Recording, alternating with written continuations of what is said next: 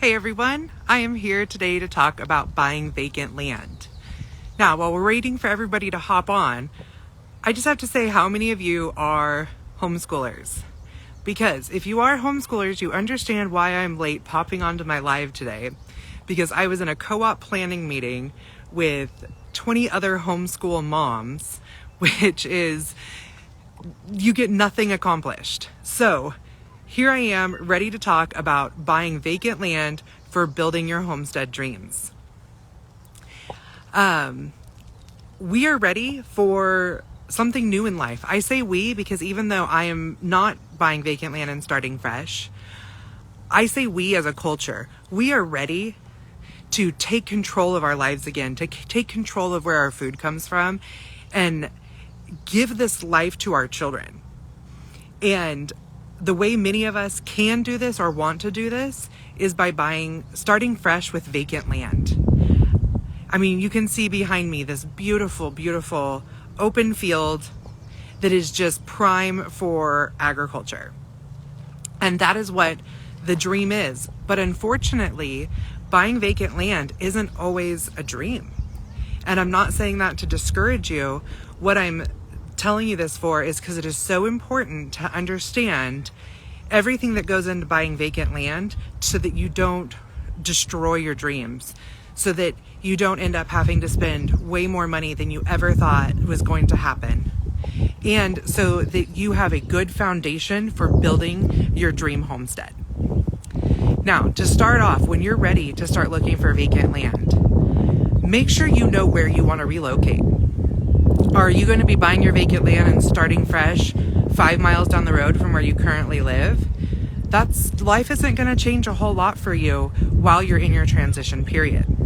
But if you're planning on moving out of state or to a completely different region in order to be able to afford more land or to be closer to family or whatever your reasons may be, food freedoms, you want to make sure that you are really researching the area that you're going to and talking to realtors, talking to locals, and doing your research, because especially in some really hot markets, sometimes you have to make decisions fast if you're wanting to buy the land that you want.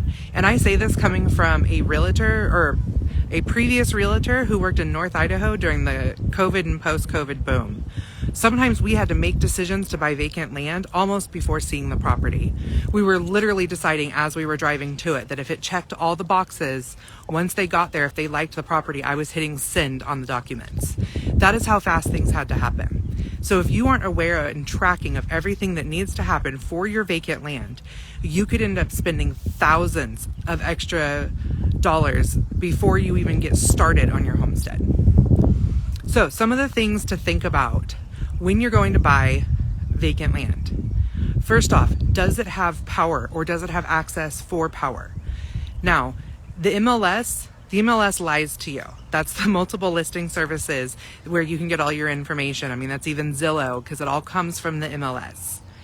This is a sales report. This is someone trying to sell you something. They are going to put the best spin on it as possible. That doesn't mean that this property has power on it. When it says has power, that could simply mean that power is running down the road, right where, past the land. But what I'm going to show you right here, this beautiful land that I'm standing next to, is over this giant irrigation ditch. How do you get power to the house that you want to build on the back 40 of this land? That is a legitimate question that you have to ask yourself when it says it has power. Sometimes it says power nearby. What does power nearby mean? Power nearby could mean town across the way. Are you going to have to bring power in 100 feet, 1,000 feet, 10 miles? That is a question that needs to be asked when you're looking at vacant land. And even if you have power right on the side of the road and you're only going to build your house 100 feet from that, you still need to have the power company come in and set up a box for you, which is generally between $5,000 and $10,000. And on top of that, you still need to have an electrician come in and set up your personal box that's going to then run to your house, which could easily be another 5 to 10. So really understanding that even if you can catch a piece of vacant land for $50,000, you're probably looking at a minimum of $100,000 before you're even possibly putting your home on it. The next one that you have to look at is water. Is there availability for water? Now, okay, we have the irrigation ditch here. That is not how you're gonna shower. You're gonna have to have a well, because when you live in rural communities, there is not community water. There is not city water.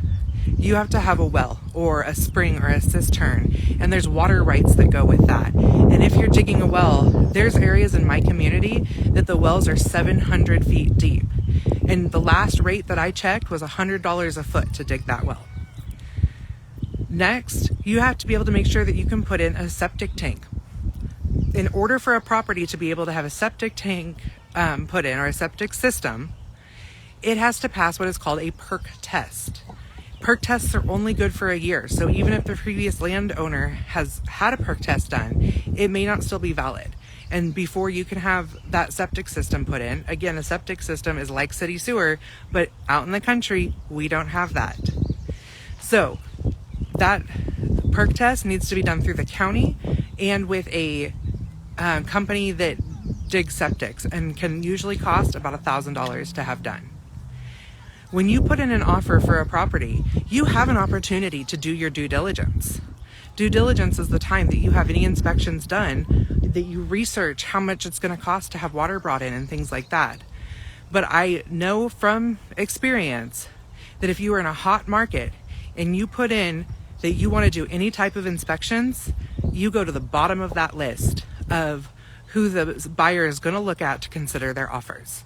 And that's because they don't want to deal with any inspections. They don't want to have to deal with spending any extra money. They don't want to have to negotiate with you. They want a clean, fast sale. And I'm not saying that every sale is going to be a clean, fast sale, or that you shouldn't do your due diligence. I absolutely believe that you should. But I want you to know what you should actually be looking for in order to do that. So I have put together a free guide to buying vacant land. And you guys can get that free guide at bit.ly/vacant land-freebie. You can also get it in my link in show notes, and it explains every single step that you have to have for being able to buy raw land, including a worksheet that has all the things that homesteaders actually want that aren't going to be listed in your MLS. In addition to that, that worksheet is something that you can take with you to go look at every property that you look at, because when you're moving to a rural community, nothing is cookie cutter. No two properties are the same. No two properties are going to have the same price, the same size, the same soil, the same plant life. None of it is going to be the same.